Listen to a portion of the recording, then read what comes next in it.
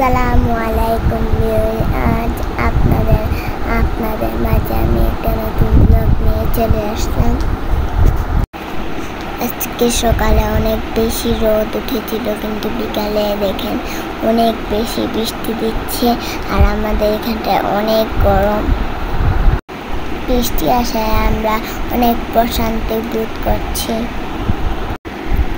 জানালা থেকে সরে আসছি না, অনেক বেশি বৃষ্টি দিচ্ছে। আমি আর আমার ভাই অনেক মজা করছি, কেন কি অনেকদিন অনেক রোদ ছিল, কিন্তু আজকে আমরা একটু বৃষ্টির মুখটা দেখতে পেলাম। বৃষ্টির দিনে একটু খাবার খেতে মন চাইলো, তার জন্য আমরা শসা ভর্তা খাচ্ছি।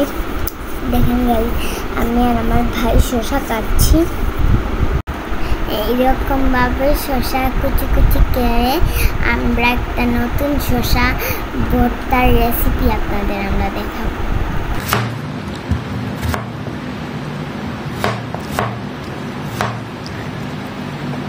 এই দেখেন গাইস, আমরা শসাগুলোকে কুচি কুচি করে একটা বাটিতে নিয়ে নিচ্ছি, আর আমাদের শসা ভর্তার উপকরণগুলো আপনাদের আমি বলে দেবো।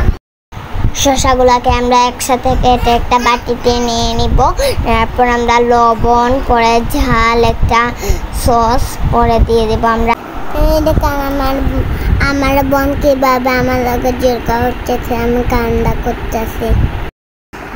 আপু একা একা খাচ্ছে, আমাকে খেতে দিচ্ছে না। হাত দিয়ে টেস্টি দেখাচ্ছে।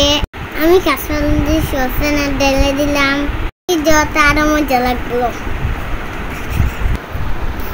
আমরা খেলাম আর খুব মজা হলো। আপনারা এভাবে খাবেন।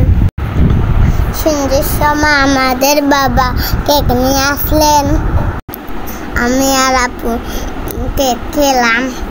কেকটাও বেশি টেস্টি ছিল।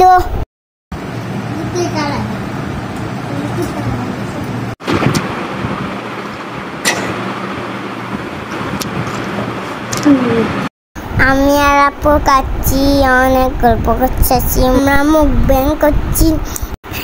যেভাবে মুখ পান খায় এভাবে আমরা খাই। ব্যাঙ্গের মতন আমরা ভিডিও করছি খাবারে। এরকম আমার আপু মুখে চুলে লাগিয়ে দিয়েছে, আমার মুখ হাত সব পড়ে গিয়েছে। আর এই পর্যন্ত ভিডিও আছে। সবাই সুস্থ থাকবেন আর ভালো থাকবেন, আমাকে সাপোর্ট করবেন আর আমার আপুকে পাশে থাকবেন।